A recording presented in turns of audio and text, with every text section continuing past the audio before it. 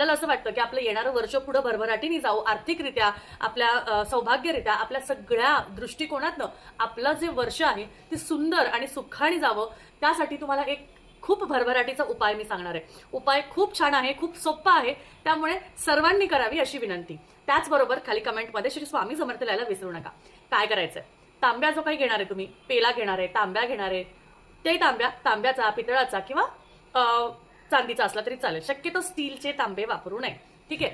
आता तुम्हाला काय करायचं आहे, जो तांब्या तुम्ही जेव्हा गुढी काढणार, संध्याकाळी 5च्या आत, 5 पर्यंत गुढी काढायला हवी. 5ला नंतर तुम्ही जेव्हा गुढी काढणार, त्यामध्ये तांदूळ, अखंड तांदूळ भरून ठेवायचे. तांदूळ किंवा गहू हे भरून ठेवायचे, तुमच्या देवासमोर ठेवायचे आणि त्यावर एक सुपारी ठेवायची. सुपारी आणि एक नाणं, 1चं, 2चं, 5चं, 10चं, कशाचंही कोणतंही कॉईन तिथे ठेवायचं. आणि ते जे तांदूळ आहे किंवा गहू आहे ते कुठल्याही मंदिरात दान करायचं. जेव्हा आपण वर्षाच्या सुरुवातीला